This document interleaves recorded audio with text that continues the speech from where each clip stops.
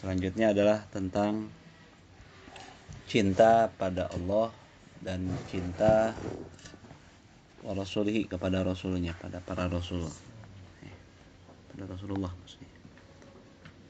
Nah, di antara wa min taatil qalbi mahabbatullah taala, di antara ketaatan hati, bahkan yang di antara yang terpenting adalah cinta pada Allah taala.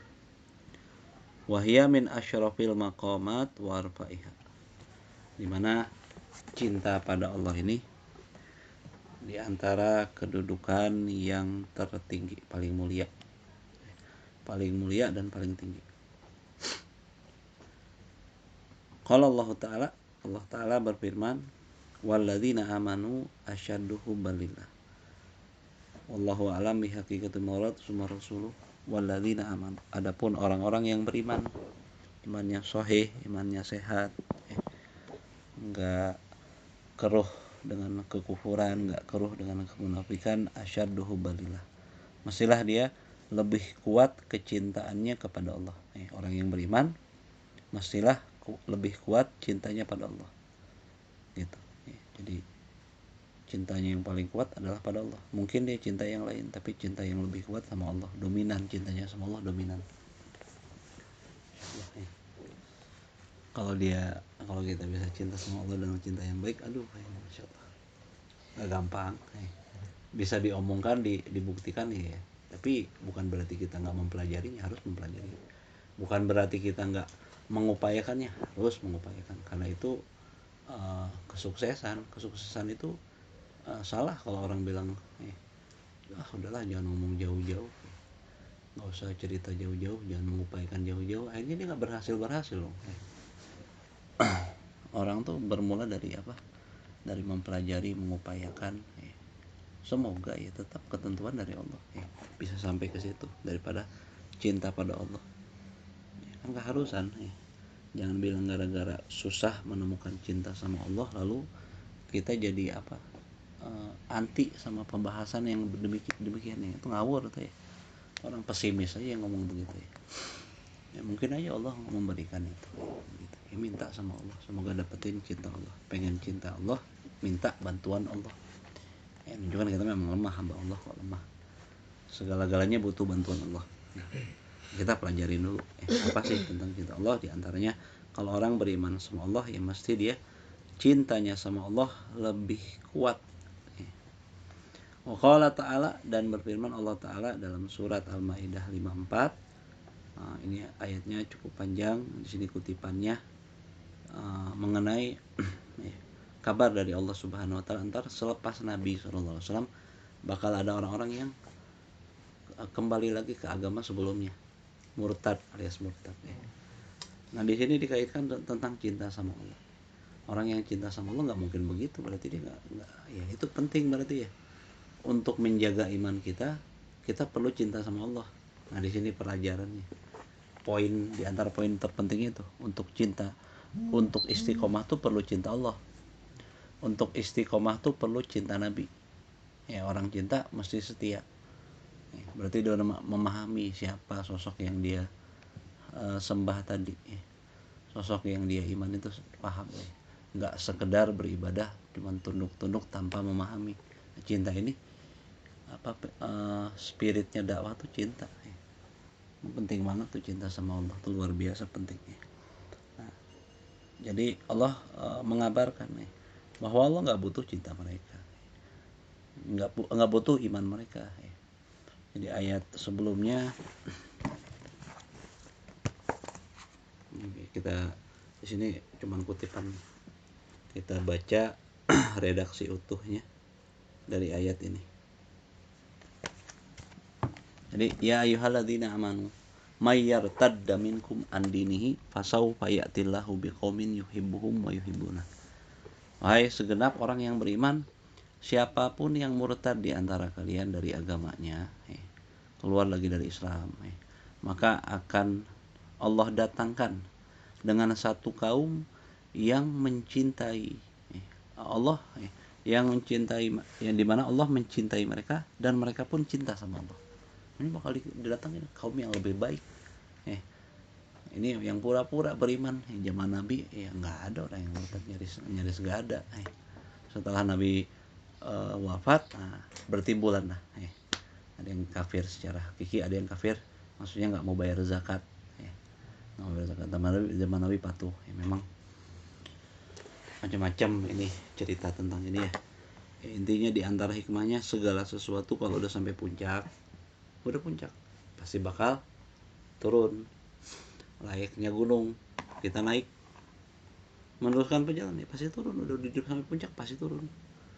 Ya itulah di dunia ada nihaya, ada puncak.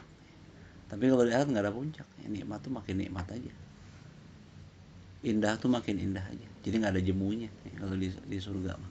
Tapi kalau di dunia hukumnya begitu. Kalau udah sampai puncak pasti turun. Makanya sebagian ulama tuh nggak mengharapkan hidupnya sempurna. Kenapa? Takut kemerosotan.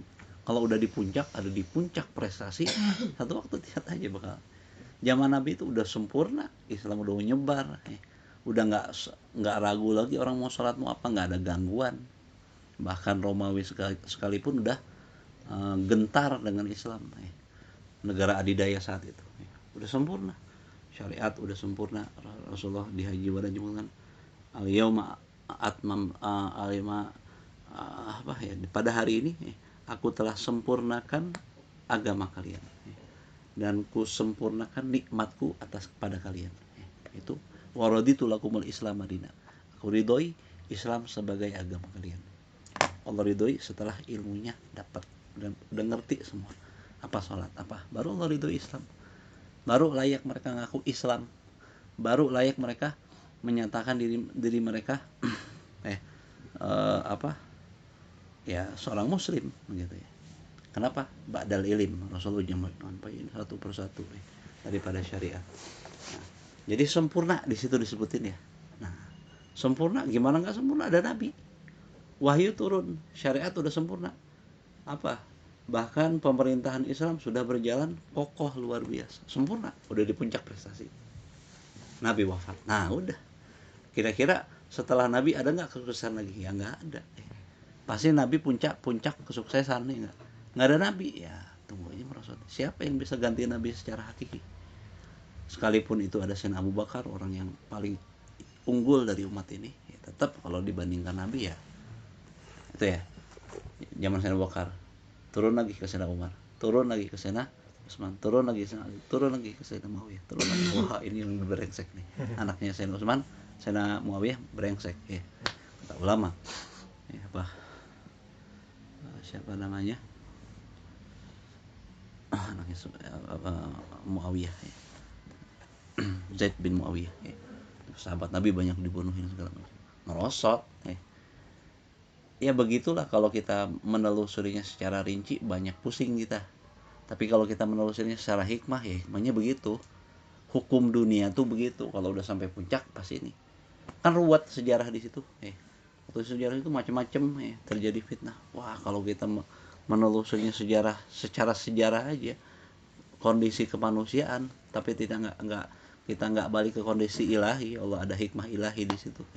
Ya sudah, butek deh. Ntar nyalahin sahabat, nyalahin ini macam-macam. Kadang nggak ngerti, ilmu kita masih lemah. Makanya para ulama nyebutin apa? Imam Ibnu Nusa nyebutin diantaranya mewakili akidahnya Ahlussunnah wal Jamaah. Wa ma jara baina sihabina sukutu anhu wa ajral ijtihadul musbitu.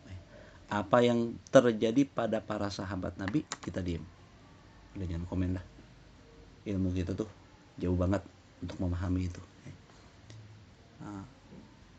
Pahala orang yang berijtihad, mereka para sahabat berijtihad. Saya nggak ada satu sama lain mungkin beda pendapat, akhirnya sampai berperang, terjadi ada peperangan nih. Mereka masing-masing dengan ijtihadnya. Siti Aisyah perang sama Sayyidina Ali, contoh perang Jamal, perang Unta. Ada perang lagi, perang Siffin, perang apa beberapa. Ini sahabat sama ini khalifah keempat sama istri Nabi. Wah kan kita, wah gimana ini? Perang loh, angkat senjata istilahnya. Ruwet kan kita. Ilmu kita nih masih ilmu PAUD aja kagak ya. Mau memahami ilmu S3 mungkin udah di atas profesor nih, bingung dah. Udahlah, kata ulama Ahlussunnah wal Jamaah, kita mah belum nyampe, umumnya awam belum nyampe. karena belum dapetin perangkat ilmu untuk memahami itu. Intinya garis besarnya kata ulama, wa ajrul ijtihadi nusbitu, pahala orang yang berijtihad itu sudah ditetapkan, kalau benar dapat 2 pahala, kalau salah dapat 1 pahala, tetap untung yang berijtihad mah. Ijtihad itu apa? Penelitian ilmu untuk menentukan sikap. Dia penelitian mendalam, Quran, hadis, semuanya dikomparasi, dirumuskan, dapat satu kesimpulan. Nggak sembarangan, nggak sembrono. Menurut pendapat saya itu goblok, itu ya. Nggak boleh ngomong agama menurut pendapat saya. Mereka dengan penelitian, dengan Quran, hadis mendalam, sejarah Nabi segala macam ditelitikan, ketemu satu pendapat, ijtihad itu namanya. Di hasil penelitian, semua sahabat Nabi berijtihad. Siti Aisyah berijtihad, Sayyidina Ali berijtihad. Ada nggak yang salah? Mungkin ada yang salah, tapi yang salah pun dapat 1 pahala. Yang benar dapat 2 pahala. Pahala 1 pahala dari mana? Dari upaya mereka untuk menghasilkan satu sikap. Ngambil dari Quran, balik ke Quran, balik ke hadis. Itu kan upaya mereka. Udah berusaha, usahanya dihargain sama syariat. Dapat 1 pahala. Kalau yang benar dapat 2 pahala. Ijtihadnya sama benernya. Ngerti nggak? Gitu. Sudah. Kalau misalkan ada orang datang zaman sekarang udah berani bongkar-bongkar cerita sejarah itu, padahal ulama-ulama dulu udah masalah-masalah pelik nggak dibahas, bahas yang masalah-masalah yang kita bisa istinbat hukum di situ, istinbat, ambil iktibar, ambil pelajaran di situ. Adapun masalah-masalah yang itu di skip aja para ulama. Bukan ulama nggak bisa membahasnya, hanya saja kemampuan awam umumnya untuk memahami itu masih lemah. Perangkatnya belum dapat. Umumnya awam mah dikasih pelik-pelik pusing riut orang lah. Ntar akhirnya salah sikap. Menjaga jangan sampai itu. Kasih sayangnya ulama, jangan sampai umat suuzon sama sahabat Nabi, ini bahaya. Kalau udah suuzon sama sahabat Nabi, sama istri Nabi, sama ahlul bait Nabi yang terdahulu gitu, wah bahaya ini ya. Ini berkaitan sama Nabi semua langsung nih, sama sumber kolam-kolam syariat. Problem ntar agamanya. Kalau agamanya problem ya udah runtuh agamanya, sadar nggak sadar. Jadi jangan itu mah wilayah suci lah. Jangan kita tak-atik ikut-ikutan. Kalau ada orang bahas sekarang, kayak tadi anda lihat, Masya Allah, dia tuh berani banget nyalahin sahabat Nabi, berani banget nyalahin istri Nabi. Salah ijtihad loh. Wah, itu muridnya Nabi bisa salah gimana cerita berani-berani ya. Ngomongnya di YouTube lagi, yang didengar orang siapa aja buat fitnah. Ulama bukan begitu. Kalau ulama mesti nggak begitu. Kalau udah berani ngomong gitu, nah hati-hati nih, tinggalin aja yang model gitu mah. Pas kalau mereka membahas, paling bahas sama murid-murid tertentu aja yang sudah sampai, bukan nggak dibahas. Kalau perangkatnya cukup ya silahkan. Yang ngerti ya siapa, si gurunya tadi yang pakar ngerti, ini udah siap ceritain, nggak ada masalah. Kitabnya ada kok yang bahas itu, cuman nggak dikonsumsi untuk umum. Ngapain ngajarin ilmu kuliah sama anak PAUD, kagak ngerti, percuma, belum nyampe mustawanya, pemahamannya belum dapat, jadi fitnah doang, jadi dugaan-dugaan yang melenceng, jadi sesat malah. Nah itu ya. Jadi Allah beritakan, ini masih ada Nabi, turun ayat, wahai segenap yang beriman, siapapun yang murtad dari kalian dari agamanya, sungguh Allah nggak butuh, maksudnya Allah nggak butuh sama keimanan kalian. Allah maha kaya, Allah punya langit, punya bumi, punya malaikat yang rajin ibadah, nggak pernah maksiat. Allah bakal datangkan, ntar ganti dari kalian yang memurtad, satu kaum yang cinta Allah, cinta, dan Allah pun cinta sama mereka. Allah cinta mereka, mereka cinta Allah. Jadi cintanya berbalik. Kita mungkin bisa cinta Allah, belum tentu Allah cinta kita. Gitu. Kalau cinta Allah, kalau ini sahabat Nabi nih, apa orang yang datang setelah ini, maksudnya orang para tabiin datang, Sayyidina Ali dalam Madinah, Hasanul Basri, Sa'id ibnul Musayyib, macam-macam banyak sahabat, para tabiin, orang-orang hebat, orang-orang istimewa. Ada bilang aja katanya orang yang kaum yang disebut cinta sama Allah, Allah cinta sama mereka. Kata Sayyidina Ali, itu adalah Sayyidina Abu Bakar dan orang-orang yang ikut sama Sayyidina Abu Bakar dalam memerangi orang-orang yang murtad. Saat itu para sahabat Nabi geger juga nih dengan ijtihadnya Sayyidina Abu Bakar. Wah, apa-apaan nih, kok orang yang ahlul kibat, orang yang sudah ngucapin la ilaha illallah diperangin sama Sayyidina Umar. Lah, demi Allah, kata Sayyidina Abu Bakar, aku nggak bakal mentolerir orang yang membeda-bedakan antara kewajiban sholat dengan kewajiban zakat. Siapapun yang mencegahku, aku akan lawan dia. Masya Allah, ini orang yang lembut nih. Orang yang lembut tapi marah, tahu waktunya. Tahu waktunya. Gimana caranya ini syariat zakat jangan sampai luntur. Kalau dibiarin ntar, wah itu 14 abad yang lalu. Sampai sekarang mungkin udah nggak dikenal zakat, jangan-jangan. Beliau mempertahankan prinsip Islam tadi, ajaran Islam jangan sampai luntur. Wah, beliau keras, harus tegas. Ada waktunya pedang harus diangkat. Sekalipun di situ Islam, orang Muslim, orang beriman, dilawan. Sama saya bakal diperangin. Semuanya nyaris banyak yang nggak mau bayar zakat. Tiap negara ada, kecuali Mekah, Madinah, Bahrain, terus ada negara Yaman. Sisanya udah pada banyak yang nggak mau bayar zakat, yang kaya tadi. Nah, disebut murtad tuh di situ. Udah ninggalin bagian terpenting dari Islam, maksudnya bukan mereka kafir secara langsung, tapi mereka nggak mau bayar zakat. Nah, di situ beliau memperjuangkan. Saya Bakar tuh kalau dibilang tegas, wah tegas luar biasa. Tegas luar biasa. Tapi tahu waktunya. Pada awalnya Sayyidina Abu Bakar sendiri, Sayyidina Umar sendiri protes, ya apa nih disebutinnya, ketika Sayyidina Abu Bakar berkeinginan untuk wahamma Abu Bakar radhiyallahu anhu bi qitalihim fakariha zalika ashabun Nabi sallallahu alaihi wasallam. Bermaksud nih Sayyidina Abu Bakar untuk memerangi orang-orang yang nggak mau bayar zakat tadi, orang murtad yang nggak mau bayar zakat. Maka Sayyidina Umar bilang, kaifa nuqatilun nas wa qad qala Rasulullah sallallahu alaihi wasallam umirtu an uqatilan nas hatta yaqulu la ilaha illallah faman qalaha faqad asama minni malahu wa nafsuhu ila bihaqqi wa hisabuhu 'ala Allah azza wa jalla. Maka Sayyidina Umar bilang, dengar lihat rencananya Sayyidina Abu Bakar tadi memerangi orang yang nggak mau bayar zakat.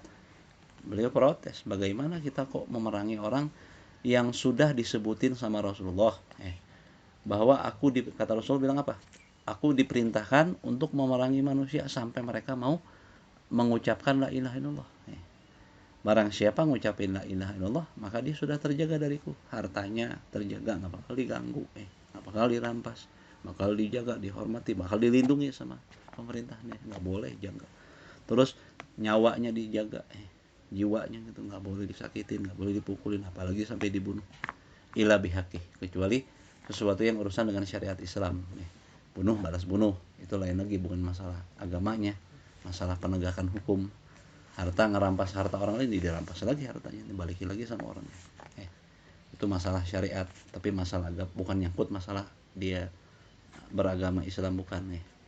Wa hisabuhu 'ala Allah azza wa jalla. Adapun perhitungannya sama Allah SWT. Artinya di sini Sayyidina Umar nggak setuju, kritik gitu sama Sayyidina Abu Bakar. Kok diperangin muslim sih? Nah, sementara kan Rasulullah bilang begitu. Nah, maka Sayyidina Abu Bakar bilang, wallahi la uqatilanna man farraqa bainas sholati waz zakat. Demi Allah, sungguh aku akan memerangi siapapun yang membedakan bahkan antara sholat dan zakat. Sholat sama zakat sama-sama penting. Sholat hablum minallah, zakat hablum minas, harus berbagi sama manusia. Jangan dibiarkan sosial terlalu jauh rentan antara miskin dan kaya. Artinya nggak perhatian sama orang miskin yang udah kelaparan sekalipun nggak ada sosialnya. Itu penting.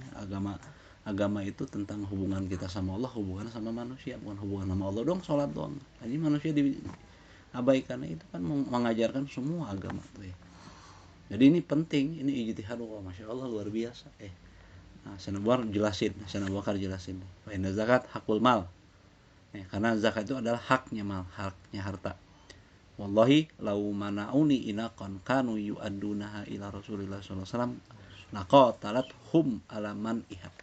Demi Allah, kata beliau, seandainya ada yang menghalangi, orang-orang menghalangiku, ada orang yang menghalangiku sesuatu yang dulu dilaksanakan di masa Rasulullah, ini citanya beliau berupaya mempertahankan apa yang ditanam oleh Rasulullah SAW.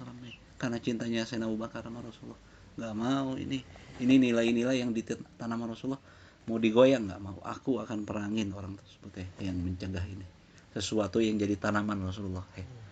Ini tentang cinta beliau. Nggak mungkin begitu kalau nggak cinta sama Nabi. Nah itu bukti cinta itu butuh pembuktian nih. Nah, Sayyidina Anas bin Malik bilang, pada awalnya para sahabat Nabi nggak senang nih memerangi orang yang menolak bayar zakat. Mereka bilang alasannya, wah itu kan ahlu kiblah, orang yang menghadap kiblat juga sholat menghadap kiblat, satu kiblat kita, satu agama. Maka Sayyidina Abu Bakar ambil pedangnya, jalan sendiri pada awalnya, sendirian beliau. Itu orang-orang yang istiqomah tuh nggak peduli dia mungkin dicemooh sama siapa orang pun ya, caci maki, dikritisi apa, kalau udah tahu benar dia teguh dengan dengan apa yang dia yakinin tadi. Falam yajidu bada minal khuruj ala asarihi. Qala Ibnu Mas'ud, berkata sahabat Ibnu Mas'ud, Abdullah bin Mas'ud, karihna dzalika fil ibtida. Kami awalnya benci sama hal tersebut, yaitu memerangi muslimin.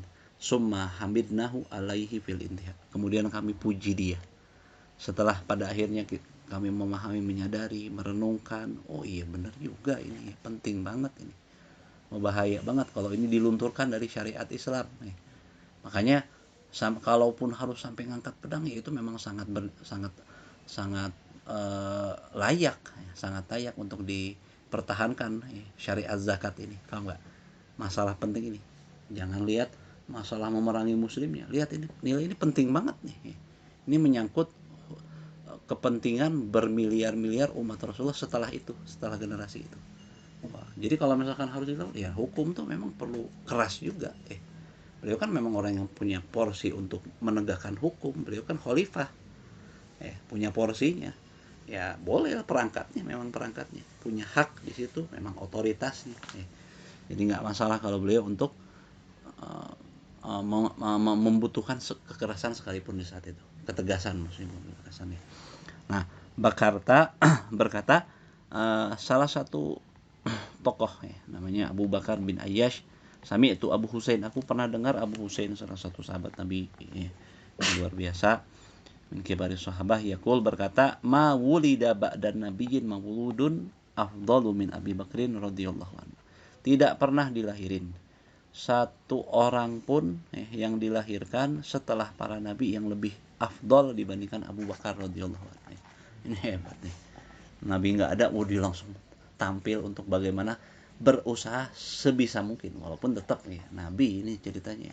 Tapi beliau sehebat itu bisa tampil nggak berupaya menggantikan Nabi sebisa yang beliau mampu gitu ya. Nggak ada ketemu lagi tuh orang kayak Sayyidina Abu Bakar katanya. Laqad qama maqama nabiyyin min anal anbiya fi qitali ahli bidah, di mana beliau telah berdiri di tempatnya para nabi, di tempatnya nabi dari para nabi dalam hal memerangi orang-orang ahlu riddah, orang-orang yang murtad. Nah, ini banyak cerita tentang ini. Yang jelas murtad di masa hidup Nabi ada 3 kelompok. Lalu yang murtad setelah wafat Nabi 1 kelompok. Nah, itu banyak ceritanya. Ini kita sebutin di antaranya aja nih. Yang di zaman Nabi murtad itu ada 3 kelompok. Itu di antaranya yang 1 kelompok pertama namanya Banu Mazhaj. Pemimpinnya namanya Zulhimar Ablah bin Ka'ab al-Unsi. Bani apa sih? Bani Mazhaj. Pakai zal. Nah, dia dilakobin dengan Aswad namanya. Dipanggilnya Aswad. Pemimpinnya dijulukin Aswad al-Aswad. Di mana dia nih dukun, jago sulap. Mahir sulapnya. Sulap itu kan beda sama sihir ya. Kalau sulap itu menipu cuma nipu-nipu aja. Kelihatannya kayak magic padahal bukan magic gitu kan. Tantangan. Udah jago-jago begitu, akhirnya dia pergi ke Yaman, ngaku nabi di Yaman. Ngaku nabi. padahal dukun, jago sulap gitu. Nah, akhirnya dia nguasain daerah negeri Yaman tadi. Berhubung jauh dari Mekah Madinah, pusat pemerintahan, di jauh dulu. Kalau di Mekah Madinah ya hancur lah gitu ya. Maka Rasulullah SAW dengar kabar itu langsung nulis surat kepada Sayyidina Mu'adz bin Jabal. Mu'adz bin Jabal kan ditugasin dakwah di Yaman. Kemarin kita cerita semalam tuh ya. Nah, dan bersama orang yang ada dan orang-orang yang ada sama Muaz bin Jabal di yang dijadi utusan Rasul, di muslimin yang dijadi sahabat Nabi yang jadi utusan Rasulullah bersama Muaz bin Jabal di Yaman. Dikirimin surat sama Rasulullah. Rasulullah perintahkan mereka untuk nganjurin manusia, nasihatan manusia untuk berpegang teguh sama agama. Jangan dengar tuh ajaran-ajaran sesat tadi, Al-Aswad tadi. Rasulullah merintahkan mereka untuk bangkit perangi Aswad, kata Rasulullah. Maka saat itu dibunuhlah dia sama seorang yang bernama Fairuz Ad-Dailami di atas kudanya. Orang hebat, jagoan. Berkata Sayyidina Ibnu Umar, maka kabar tersebut, kabar bahwa Al-Aswad sudah dibunuh sama Fairuz Ad-Dailami, sampai kepada Nabi langsung dari langit, sebelum sampai kabar dari Yaman. Itu malaikat Jibril yang nyari kabar, memberi kabar bahwa Al-Aswad sudah mati, sudah dibunuh sama seorang. Maka Rasulullah SAW dengar kabar itu, ini belum nyampe, orang zaman dulu mah nggak ada SMS, nggak ada handphone, nggak ada apa, ini mukjizat ini. Saat itu Rasulullah SAW bersabda sama para sahabat, kutil aswadul barihah qatalahu rajulun mubarak. Semalam Aswad dibunuh, yang membunuhnya adalah seorang lelaki yang diberkahi. Itu bunuh boleh kok. Dalam beberapa keadaan konyol, orang bodoh lah, orang nggak ngerti ilmu kalau bilang sama sekali bunuh itu nggak boleh. Dalam keadaan terdesak, benar-benar terdesak, gimana ini, menyangkut kepentingan banyak orang, bahaya. Itu. Nah, qil wa man huwa. Maka para sahabat, ada sahabat nanya, siapa dia ya Rasulullah? Lelaki yang diberkahi itu hanya diberkahi nih. Rasulullah yang nyebutin, lisan mulia Rasulullah yang nyebutin bahwa ini orang lelaki diberkahi, orang istimewa nih orang berarti. Maka Rasulullah jawab, Fairuz, faza Fairuz, beruntung tuh Fairuz. Fabasyaran Nabi SAW ashabahu bihalakil aswad. Rasulullah kasih kabar gembira bahwa Aswad sudah mati, gitu.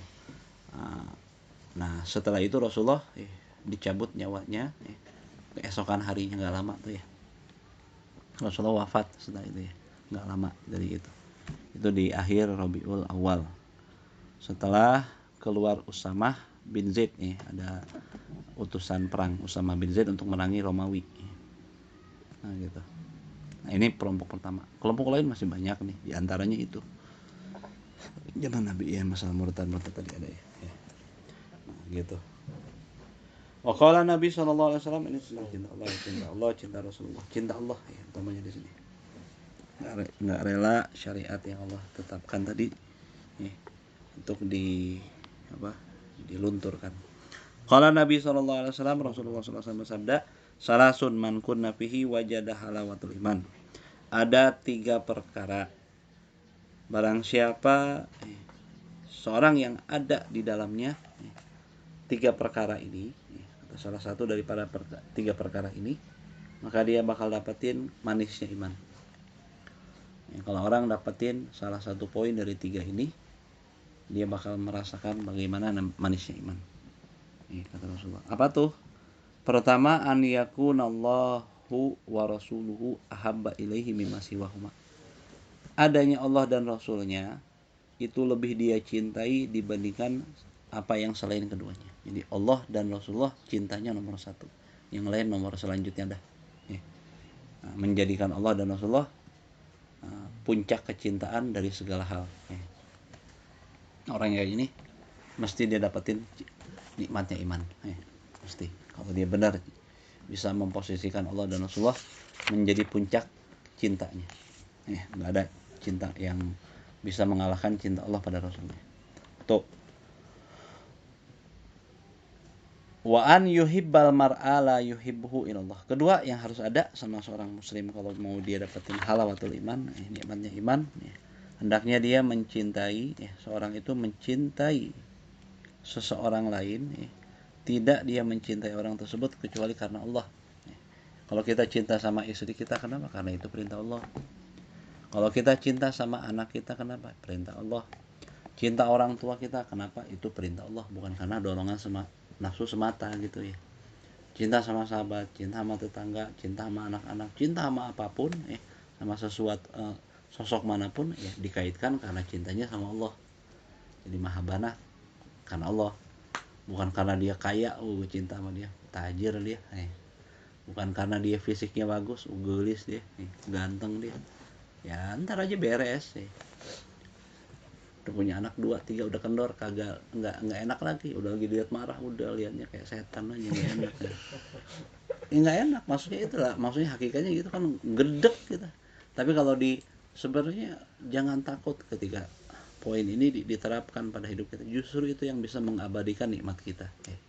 Kalau kita cinta istri kita karena Allah, ketika awal kita nikah sama dia masih kenceng, masih cantik ya, masih menarik fisiknya, karena Allah bukan karena itu nggak bakal berubah sama sekali ketika dia udah keriput. Kenapa? Allahnya masih ada, keriput memang fisiknya hilang. Justru khawatirlah ketika orang mencintai kita bukan karena Allah. Kalau orang cinta kita pada kita bukan karena Allah, karena sesuatu yang lain, bakal hilang tuh sesuatu itu. Nggak bakal abadi, nggak bakal kekal. Hubungkan segala sesuatu karena Allah, itu yang bakal mendawamkan nikmat kita. Kalau nggak mau dihubungkan ya silahkan, ntar dapetin efek sampingnya. Cinta karena fisiknya robah, ya udah nggak cinta lagi dah. Cinta karena harta, udah miskin, ya udah ditendang dah. Cinta karena dia macam-macam hal ya, orang cinta tuh dengan berbagai macam latar alasannya. Cinta karena dia punya pengikut banyak, pengikutnya hilang, ya udah nggak cinta lagi dah. Hubungin sama Allah.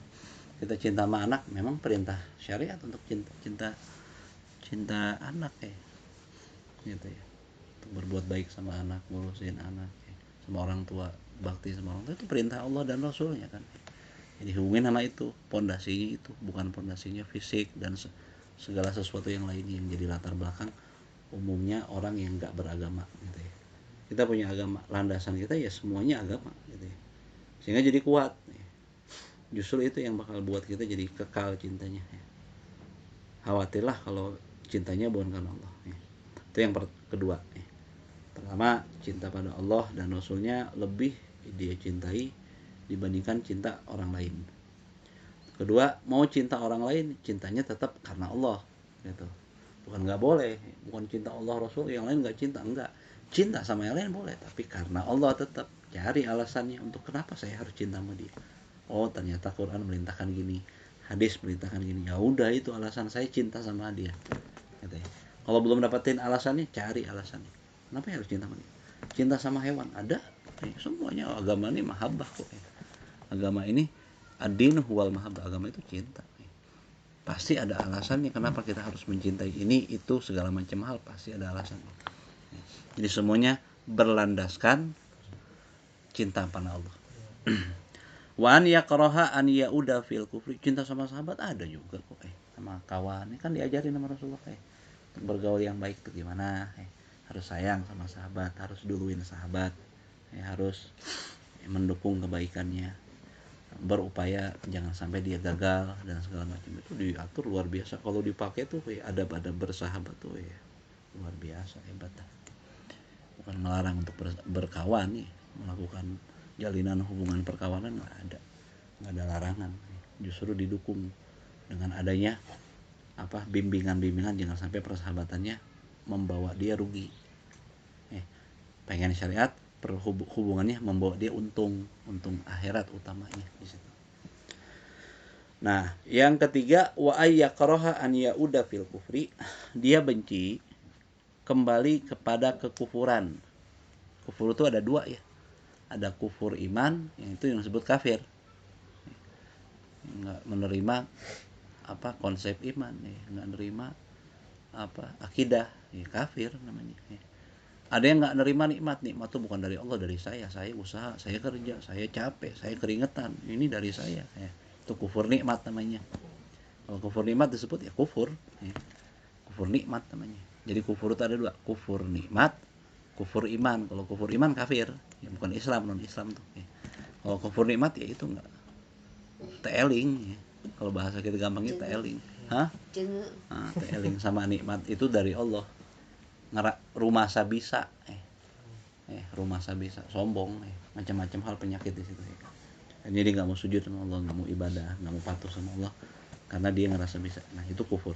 Nah dia nggak senang kembali kepada kekafiran kah, kembali kepada kekufuran nikmat, nggak mau ibadah, asalnya apa, dia dari orang latar belakang bandel misalkan. Kalau misalkan dia asalnya kafir masuk Islam, berarti dia mualaf gitu ya.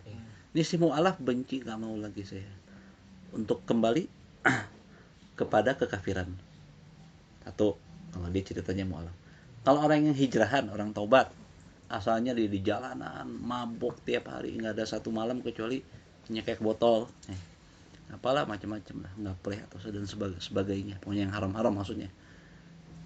Dia sadar, akhirnya dia taubat, hijrah, nekunin ibadah, beresin masalah-masalah perdosaannya. Nah saat dia itu, dia harus benci, ngerasa nggak mau lagi, wah tahayang aing balik dia ke itu, balik dia ke jalan itu. Jadi harus ada kebencian pada kekufuran, mau kufur iman kah atau kufur nikmat kah gitu ya.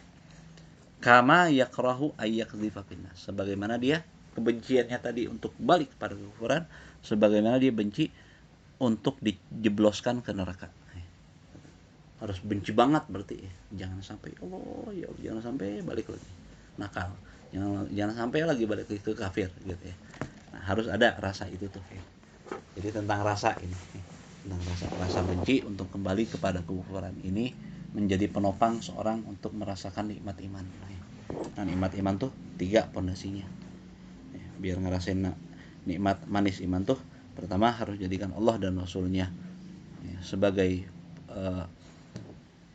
cinta yang terbesarnya. Kedua, cinta sama sesuatu pada orang harus dilandasi cinta pada Allah. Ketiga, dia harus merasa benci menjadi kufur, kembali kufur sebagaimana jadi harus dia benci kembali kepada kekufuran sebagaimana dia benci untuk dicemplungin ke neraka. Nah, 3, dapat 3 itu mesti dia dapetin manisnya iman.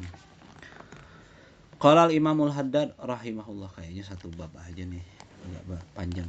Berkata Imamul Haddad rahimahullah, wa ma'nal hubbu lillahi ta'ala, adapun makna cinta pada Allah tuh gimana sih? Yaitu mailun wa ta'allukun wa ta'alluhun. Pertama mailun, cenderung ke situ sama Allah. Wa ta'allukun, dan keterikatan, ngerasa terikat banget, nggak bisa lepas sama Allah. Wa ta'alluhun, dan penghambaan, pengabdian diri sama Allah. Tuh, jadi kecenderungan, keterikatan, penghambaan diri, yajiduhul abdu fi qalbi, yang didapatin seorang hamba di dalam hatinya, ila zalikal janabil aqdasir rafi, kepada sisi suci dan berkah yang tinggi tersebut. Sisi suci itu apa? Cenderung sama Allah, ngerasa terikat, nggak bisa pisah sama Allah hatinya, walaupun badannya nggak di masjid tapi hatinya tetap terikat sama Allah. Ya, penghambaan diri sama Allah tuh 3 rasa itu dominan sama dirinya di dalam hatinya. Sisi mulia tadi ya. Memang kita ini punya sisi macam-macam ya. Sisi baik ada, sisi buruk ada, sisi hewan ada, sisi buas ada ya. Mana yang kita kembangkan itu jadi nilai kita. Sisi hewannya ada ya, nggak peduli, yang penting terpenuhi hasratnya ya, itu sisi bahagiah namanya. Sisi buasnya ada, wah nggak mendahulukan emosi ya, gua hajar di TNI orang nih, taunya TNI kan mati kutu dipukulin ya. Pas lagi melampiaskan emosinya kayaknya puas sebentar aja, sejam 2 jam, habisnya repot ripuh deh, kan yang moge diambil segala macam ya. Repot ya itu orang memenuhi hawa nafsu tuh kadang diiming-imingin, wah kepuasan, kesenangan apa, padahal sebentar aja, fata morgana, habisnya ripuh gitu. Nah itu sisi buasnya ada, sisi malaikatnya ada, sisi rabbaniyahnya ada, sisi manusianya ada yang kadang-kadang suka lupa gitu ya. Itu kata Syekh Nawawi Al-Bantani, itu manusia punya potensi, punya sifat dasar itu semua, tapi mana yang dia kembangin, itulah nilai dia. Kalau dia sisi aqdasur rafi tadi yang dia dia kembangkan, sisi untuk cenderung sama Allah, sisi untuk terikat terlalu sama Allah, sisi untuk selalu beribadah sama Allah. Nah ini yang disebut mahabbah, cinta sama Allah. Mashuban binihayati taqdis wa tanzih, yang disertai rasa itu semua dengan upaya pensucian yang maksimal. Upaya benar-benar bersihin terus diri, bersihin diri, berupaya. Wa ghayati ta'zim, dalam upaya dia untuk apa? Untuk mencintai Allah tadi. Wa ghayati ta'zim wal haibati lillahi ta'ala. Dan apa memaksimalkan pengagungan yang maksimal dan merasakan wibawanya Allah Subhanahu wa taala. La yukhalituhu syai'un min khawatirit tashbih, di mana perasaan itu semua tidak tercampuri daripada ide-ide pikiran yang menyerupakan Allah dengan sesuatu apapun. Kalau kita masih terpikir, teridekan, terinspirasi bahwa Allah tuh serupa dengan makhluk, berarti kita nggak cinta sama Allah. Orang cinta tuh pasti mensucikan sesuatu yang dicintainya, nggak liatin sesuatu kecuali kebaikan dari yang orang sosok yang dicintai. Kalau masih mikirnya ini seleweng dalam pikiran, menyeleweng dalam pikiran, mikir Allah tuh kayak gimana ya, kalau Allah punya tangan, punya itu bukan mahabbatullah ya. La yumadzijuhu syai'un min awhamit taqi, tidak tercampur sedikit pun daripada khayal, lamunan, angan-angan pengadaptasian Allah dengan sesuatu. Bagaimana Allah menciptakan, bagaimana ya.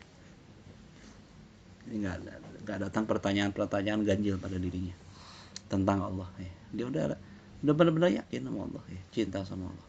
Summa inna man shadaqa fi mahabbatillah, kemudian orang yang memang jujur dalam cintanya pada Allah, da'ahu zalika ila isarillahi ala masiwah, mesti dia mendorong dia untuk mendahulukan Allah dibandingkan segala sesuatu selain Allah.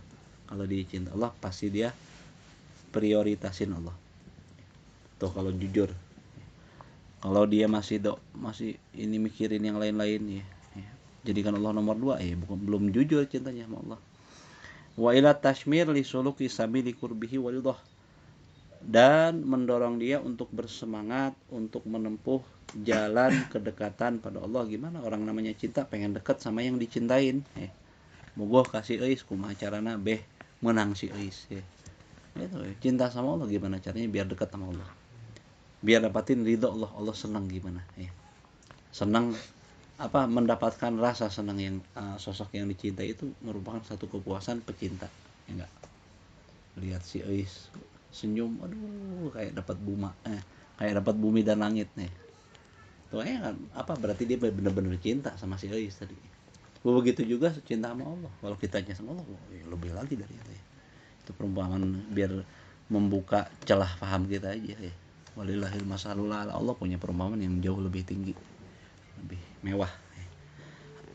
Gitu. Wa ilal jiddi fi taati, dan mendorong dia untuk bersungguh-sungguh dalam ketaatan pada Allah, nggak separo-paro. Kalau memang dia cinta mah nggak mungkin dia nggak matuhin sosok yang dicintain, mesti dia cinta sungguhan. Wah, kata si saya pengen itu, pengen motor, gimana caranya tuh beli motor. Wah, dia bakal habis-habisan akan kabeli motor. Dia orang menang kasih hatena sih soal. Ya kan gitu. Kalau para masih berarti nggak cinta. Nggak cinta. Kalau cinta mah pasti usaha gitu maksakeun. Mau pala jadi kaki jadi kepala. Yang penting bunga ku orang diupayakeun dah. Ya kadang-kadang kita butuh gambaran itu biar jadi nggak blank gitu tentang bagaimana upaya kita menggapai cintanya Allah wa bazlil istita'ah fi khidmatihi, dan mengerahkan kemampuan dalam berkhidmah pada Allah gitu. Wa tarki ma yushghilu an dzikrihi wa husni muamalati min kulli syai', dan dia rela meninggalkan segala hal yang menyibukkan dirinya daripada ingat Allah. Apa aja yang kira-kira bisa buat dia lupa sama Allah, dia tinggalin. Kesibukan apapun. Nah, wa husni muamalatihi min kulli syai', dan dia rela meninggalkan segala sesuatu yang menyibukkan dia sehingga nggak sempat untuk berhubungan baik dengan Allah, gitu ya. Apa aja segala sesuatu yang kira-kira bisa sibukin dia, sibuk sampai nggak sempat berhubungan baik sama Allah, tinggalin. Bukti cinta benar atau ya. Kalau nggak cinta kan wah ya maghrib datang, pasien lagi rame, maghrib datang atau jumatan datang, wah datang tender gede, wah datang rapat, apa urusan rapat segala macam, wah dia bakal duluin itu pasti, karena dia cintanya nggak sama Allah, cintanya sama itu doang. Tapi kalau cinta sama Allah pasti duluin Allah, nggak mau sibuk yang buat dia lupa sama Allah, buat dia nggak bisa berhubungan baik sama Allah. Dia lebih mengutamakan hubungan baik sama Allah, mengutamakan zikir ibadah sama Allah. Wa min a'zami ma yadullu ala mahabbatillah, di antara hal terbesar yang nunjukin dia cinta sama Allah tuh apa? Poin terbesar. Kalau dia memang benar cinta sama Allah, husnul ittiba li rasulih sallallahu alaihi wasallam. Ini penting nih. Itu peneladanan yang baik pada Rasulullah SAW. Itu berarti cinta benar sama Allah. Udah ngomong Allah, Allah mah nggak, itu muamalahnya langsung gimana sih? Kita lihat Allah kagak, salaman sama Allah, pelukan sama Allah kagak. Allah tuh zat yang ya kita perlu adanya ini ya, wujudnya apa? Itu ikut Rasulullah. Karena Rasulullah nggak melakukan sesuatu kecuali ya itu memang atas dasar kepatuhan sama Allah, semua yang baik dari Rasulullah. Kalau orang mau berupaya menjauhkan hubungan kita sama Rasulullah, berarti dia bohong, dia cintanya sama Allah ya. Jadi husnul ittiba li Rasulullah. Nah, buktinya mana? Allah Ta'ala berfirman, qul in kuntum tuhibbunallah fattabi'uni yuhibbukumullahu wa yaghfir lakum dzunubakum. Katakanlah wahai Muhammad, pada mereka yang ngaku-ngaku cinta, in kuntum tuhibbunallah, kalau memang kalian cinta sama Allah, yang ngaku-ngaku cinta Allah, bilangnya nama mereka, fattabi'uni, ikutilah aku, yuhibbukumullah, niscaya Allah akan cinta kalian. Satu, orang yang ikut Rasulullah bakal melahirkan cinta Allah. Satu, wa yaghfir lakum dzunubakum, dan akan mengampuni dosa kalian. Kalau gitu, pecinta itu bukan kosong dari dosa. Dosa bisa kok, sahabat Nabi melakukan dosa, ada dosa. Tapi karena cintanya yang kuat sama Rasulullah, ikut sama Rasulullah, patuh sama Rasulullah, Allah ampunin dosa-dosanya. Itu yang jadi istimewanya sahabat Nabi bukan karena nggak punya dosa, tapi karena mereka patuh sama Nabi, cinta sama Nabi, berkorban buat Nabi, salahnya udah dimaafin, kalau kita cinta sama Allah, gitu ya. Wallahu a'lam. Subhanakallahumma wa bihamdika asyhadu an la ilaha illa anta astaghfiruka wa atubu ilaik.